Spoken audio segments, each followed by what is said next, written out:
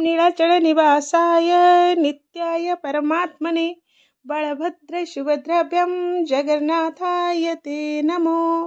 जय जगन्नाथ अनंत कोटि दंडवत श्री श्री जगन्नाथंकर पाद पद्म पुणी थे स्वागत करुच्ची समस्त को आम घर आम बगीचा चैनल को। समस्ते जानते काली हूँ पवित्र स्नान पूर्णिमा। पवित्र स्नान पूर्णिमार पूर्व दिन महाप्रभुंकर सेनापटा लगी हुए। से सेनापटा लगी कहीं हुए कौन पाई हुए आज मोर ये छोट वीडियो रे आपण मानक पई किछि उपस्थापना रखी। जदि किछि दोष थाए निश्चित मते क्षमा करिवे। जय जगन्नाथ। हे राजा इंद्रदुम्न इठी राजा इंद्रदुम्न को कहुची महाप्रभु साक्षात मानव परियात्रा आरंभ करुछंती। निज अंग को सुरक्षित रखिया सेनापटा लगी होउछंती। भक्त भाव सहकार से दिन रात्रि रे एक प्रहर पर महाप्रभुंकर यथाविधि निद्रा भंग करा जिवो।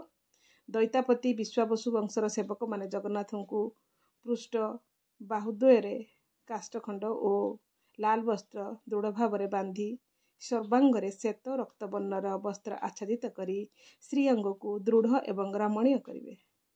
ताहापरे जगन्नाथंकर श्रीअंग बांधिबा परी बलभद्र एवं सुभद्रांकर अंग को मध्य बांधी दृढ़ करिवे। महाप्रभु रथारूढ़ होई श्री गुंडीचा यात्रा करिबा पूर्वरु संपादन होइथाय एई सेनापटा लगी नीतिकांति। सेथि मध्यरु स्नान यात्रा अन्यतम, जहाकू महाप्रभुंकर आद्य यात्रा मध्य कुआ जाए।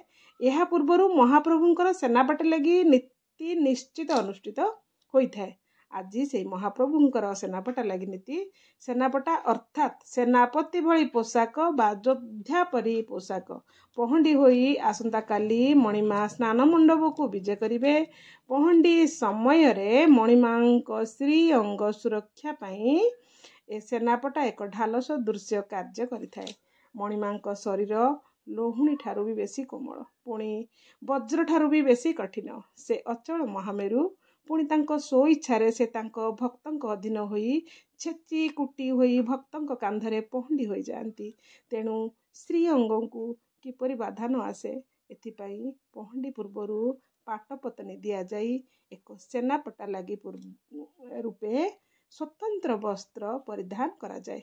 बौल काठर एक स्वतंत्र भावे कवच सदृश्य श्री अंग को आच्छादित करिथाय एही सेनापटा। पति महापात्र और दैतापति सेवक मानक द्वारा ए स्वतंत्र सेनापटा लगी बेश संपन्न होइथाय।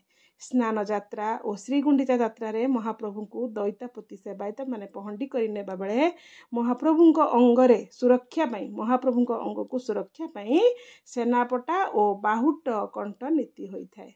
यह एक गुप्त नीति होइथिबारु श्रीमंदिर परंपरा अनुजाई केवल दैतापति सेवायत माने एही नीति संपादन करती। श्रीजीव पहंडी कालीन सुरक्षा पाई सेनापटा बा बाहुट लगी सेवा प्रचलित होइछि। ये जो सेनापटा जो जिनसटी एटा कोठु आसे साक्षी गोपाल बकुल बनरु संगृहित बौल काठ चिरट करा जाई सेथिरे श्रीमंदिर विश्वकर्मा सेवायत बाहुट और सेनापटा प्रस्तुत करती। साक्षी गोपाल को महाप्रभुंकर अजाघर बोली मध्य कुहा जाए। तेबे महाप्रभुंकर सेनापटा और बाहुट कंठ पाई बकुल बनरु ही कहीं काठ आसे ता पछरे भी स्वतंत्र कहानी अच्छी, जोटा कि आम परवर्ती वीडियो जानिबा। आज पई आपण माने जानि पारले सेनापटा लगी कहीं महाप्रभुंकर होउची। जदि वीडियो भल लगी था निश्चित सांग मानक सहित शेयर करिवे आ बहुमूल्यर गोटे मतामत देकी जिवे। आज पई रहुची। जय जगन्नाथ।